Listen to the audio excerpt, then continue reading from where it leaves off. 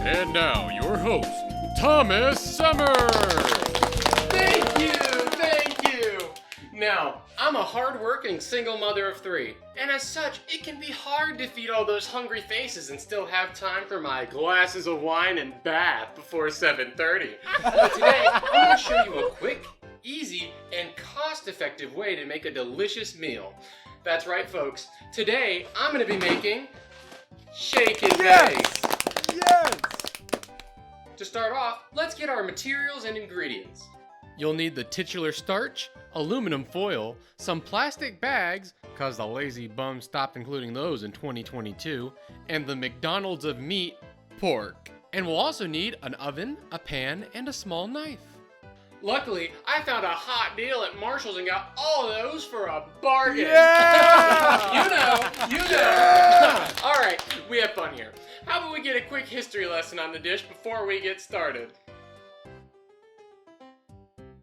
First introduced in 1965 by the General Foods Corporation, Shake and Bake was simply just some breadcrumbs and seasonings, and a bag to shake it in to evenly apply it all to your meat.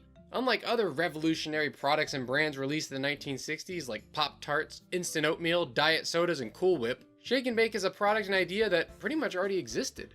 It's just a slightly easier way to do something you're already fully capable of. But hey now, this is America, and paying a bit more to save you 30 minutes of work is the American dream. Moms who really weren't feeling it that day all across the nation were astounded at how little work they had to do. And it's a tradition that persists until this very day. Shake and Bake capitalized on the ease to make it. You just shake and you bake. It's easy.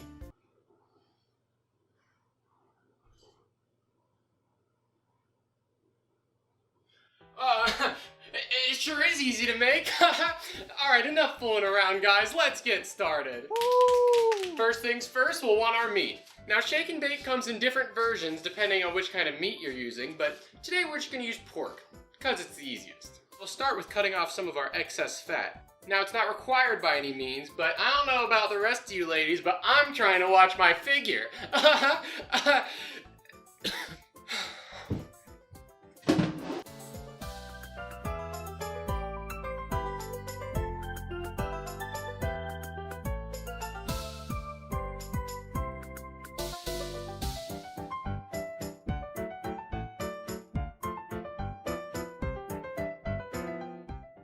Now that part's done, let's put the aluminum foil on the pan. Less dishes for mama. Remember folks, the shiny side of the aluminum foil is the part that doesn't touch the food. Alright, now we're just gonna need to get our shake and bake and dump it into this bag here.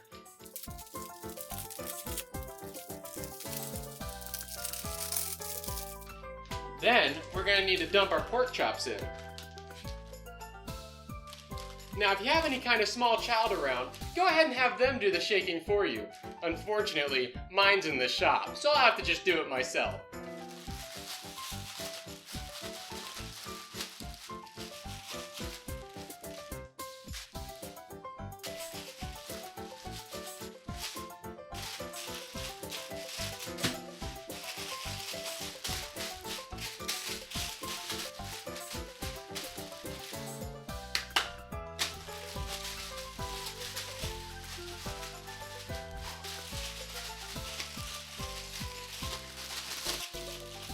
And after you've thoroughly shaked, simply place them on a pan evenly spaced and set your oven to 400.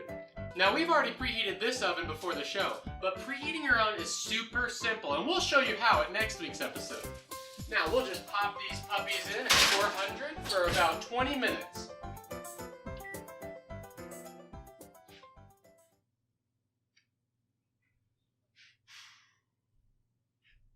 Can we cut to something? Shake and Bake, like many American products, is only where it is today thanks to rigorous advertising. Starting in the 60s, one of their most famous ads introduced their signature catchphrase, which served to further exemplify how much easier Shake and Bake made cooking. It's not fried. It's not? It's shake and bake, and I'll help. Many of Shake and Bake's ads feature cute nuclear families incessantly complimenting this product.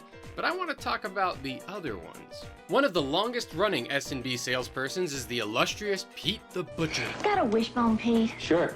I wish my chicken would turn out moist and tender. Here's your wish. Shake and Bake. Pete is a charming, handsome meat pusher from the 70s who has an obsession with Shake and Bake. This man is so obsessed with how wonderfully moist and tender Shake and Bake makes meat, he will promote and sell this product to anyone in earshot. Watch how deftly he deals with a disgruntled customer. Pete, have I got a plant for you? But it's all dried out. Like the pork chops you sold me yesterday. Bet you fried them. You should use shake and bake coating mix. A fried chop can be dry, but try shake and bake. The golden coating seals in the juices so it's moist and tender, not tough. Those chops were terrific. Thanks, Pete. For a bit over a decade, Pete was entrusted as the #1 spokesperson for Shake and Bake. Of course, other ads came out at the time, but in the Shakeaverse, Pete is certainly the leading role. In the early 80s, he even meets up with Brady Bunch star Ann B. Davis's character, Alice. I need 4 cut-up chickens, Pete, and shake and bake. Oh, a party? Oh, just a family dinner for 9 chicken experts. Gotta be crispy, gotta be golden, gotta be juicy. Shake and bake coating mix makes that. Makes our kind of chicken. You just shake, then bake. And that chicken's so crisp and juicy and golden, it makes me look golden, if you know what I mean. Like I say, shake and bake coating. Gotta get shaken, Pete. Thanks a bunch. Pete the Butcher was played by John Braden, but like many actors, he had chosen a stage name to help it be more memorable. His real last name was Braquita. How do you properly pronounce your last name, so I don't butcher it? Braquita. This is Ian Braquita, John's son. He's been kind enough to have a meeting with me about his father, who unfortunately passed in August of 2020. That's my dad in LA filming one of the commercials. And Mario, he was one of the head producers for the commercial. There they are out in LA. And, you know, what they would do is just like in New York, they'd go into some butcher shop and, you know, rent the thing out. And that would be that for that day. We were at a Sears buying, I can't remember whether it was a washing machine or a TV, but we were in that department. He showed up on TV on like 30 TVs that were on the floor, sales floor, in the soap opera. And then the soap opera segued to the Shake and Bake commercial. And the guy who was there, you could see he was trying to be casual about it. He kept looking at my dad, looking at the 30 TVs, looking at my dad, you know. And finally, my dad said, "Yes, that's me." That advertisement, I mean, we would be watching TV. And I mean, there'd be some nights where we'd see him 5, 6 times in one evening. I mean, funny enough, to this day, depending upon how old the person is, I mean, younger people have no idea if you say Pete the Butcher. Anybody above the age of 40, you know, they're like, of course, you know, they saw him. That was part of their childhood, you know. Mm-hmm. He was one of the characters who popped into their living room every day. Pete, you're right. Shake and bake makes chicken real crispy, like my fried chicken.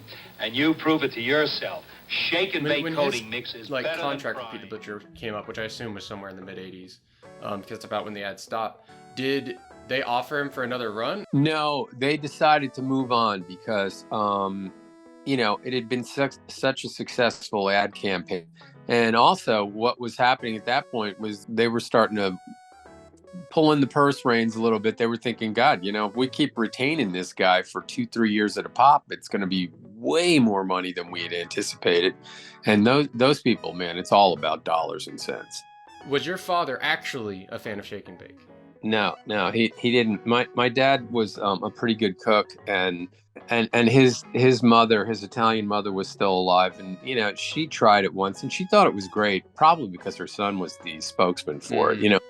But they never really went for it. Dad was like, "Why would I do that when I can just season my own breadcrumbs?" You know, it was okay, but you know, they never doesn't went compare to the real stuff. Yeah. Like you made it yourself. Exactly. Did he have any roles he regretted? Pete the Butcher. Really? Yeah. He's pretty convinced that at one point, you know, that really took him out of the playing for a lot of things because of his identifiability. You know, nowadays that's considered hip. Back in the 70s and 80s and 90s, it was like, I don't think people knew how to deal with it as much. He's convinced that it really took him out of the running for a lot of roles. Some of his other notable roles, aside from Pete, are playing the prosecutor in Woody Allen's Bananas. Mr. Hoover, in your opinion, is fielding Mellish a threat to the security of the United States?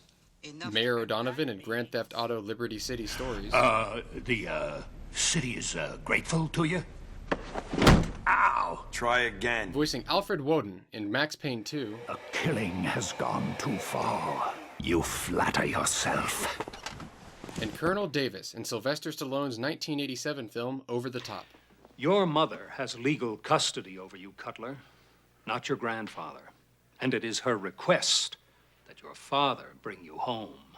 While he didn't have a ton of film roles, acting was a major part of his life and had a huge influence on it.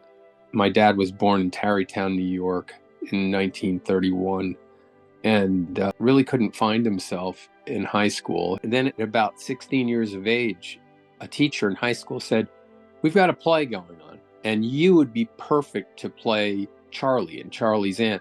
I mean, my dad said to me, he said, as soon as I walked out on the stage the first time, I knew that my entire life would be here. You know, Carnegie Mellon and then Carnegie Tech, and then ended up as a Fulbright scholar at the Royal Academy of Dramatic Arts. Spending that time in London, you know, that was kind of the icing on the cake for him. And then, of course, promptly was drafted, was in the Army. So he ended up in Hawaii and met my mom. And during a play of Streetcar Named Desire, right? Yeah. He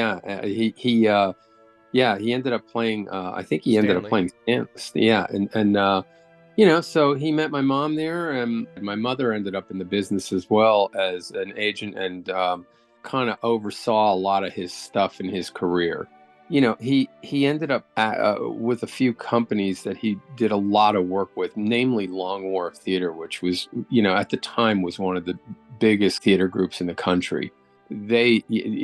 Long Wharf went on to win a lot of Tony Awards. And the one with John Lithgow in the rugby locker room, your dad was in that one, wasn't he? Yeah, that's exactly right. There was the one scene there, you know, this scene where my dad bathes him and they talk back and forth. And I thought that it was definitely one of the scenes that really propelled John in the direction of the Tony Award that he won. It was, you know, it's funny. A lot of people say, "Oh, your dad was famous." My dad wasn't famous. He was recognizable. But the main thing, and I say this with the highest level of respect, my father was a gigging actor. You know, I mean, that's what he did. I mean, that's, you know, it paid my way through college. We lived in a nice little house, not a huge house, but, you know, as a child, I never wanted for anything. You know, I mean, I basically wanted guitars and basses, and, you know, he bought me those. You know, he loved being an actor. I mean, he was, I mean, the guy lived for it. That was his thing. You know, when he wasn't doing it, he was sitting around thinking about it. When he was doing it, he was thinking about how he could do it better. You know, I mean, it was a cyclical thing. When he wasn't doing it, he was just not happy. He was an incredibly kind person, and he was incredibly generous too. From the time I was literally a little guy, you know, 7, 8 years old, you know, my dad would just say, "Hey, do you want to come to work with me tonight?" And I'd, you know, "Okay, yeah, sure." You know, they had a cast party once for some show that they were doing. And one of the actors in the company asked me, and I was about 16, 17. And he said, "Ian, so, you know, any thoughts about following in Dad's footsteps?" And my dad chirped in. He said, "Oh, no." I said, "Thank God this guy's got it, you know, he's got it figured out in a different way. You know, he's going to go for something much more solid. He wants the music world, you know." And my dad really believed that. Never once when I said I wanted to become a musician did my father say, "Well, you know, it's a hard, tricky business, and, you know, and the performing arts, I don't know, you know, you better go get another degree." He was like, "Awesome. You need to go for that. And if it's not right, you'll figure it out. You'll dust yourself off and you'll move on from there."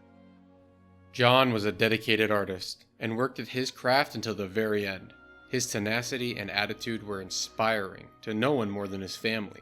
He was married to his wife Maureen for 65 years and fully supported both of his children in their artistic aspirations. Thanks to his faith and support, both are professionals in the performing arts. Ian, an accomplished musician, and Gaten, an actor, just like her father. He fully embraced every role he got and loved his family and friends endlessly. John Braden was a great man and an inspiration to anyone following their dreams.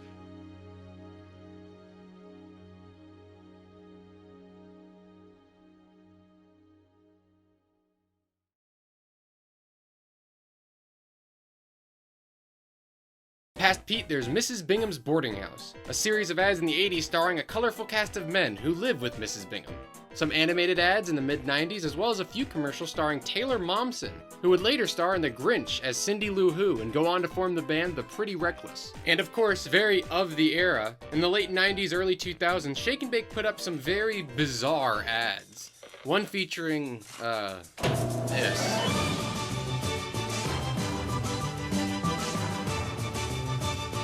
And another, this. Looking for a new way to spice up your boneless, skinless chicken? Aside from all those series of ads, there were plenty of one-off bizarre ones I found.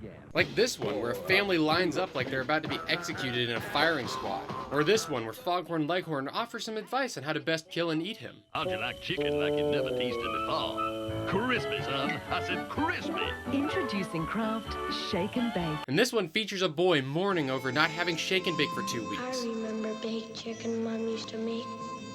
It was so good. She made it with Shake and Bake. The chicken was sure crispy, and inside, boy, was it ever juicy. I can just taste it. Boy, seems like a long time ago. We haven't had some for nearly 2 weeks. But honestly, it just comes off like his mom is actually dead. Shake and Bake isn't still sticking around due to it being such an innovative and revolutionary product. It's around because of these ads, and Talladega Nights. And regardless of how you feel about this stuff, it's clear that it has become a part of family meals for generations, and it's likely that it'll stick around for many generations more. Oh, or we'll just use our trusty internal thermometer to make sure the food's ready.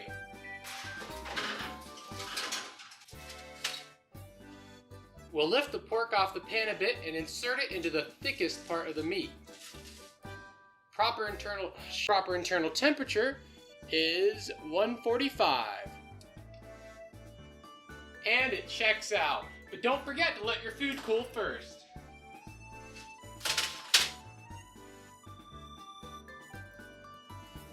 Alright, we've waited about 5 minutes and our delicious meal is ready.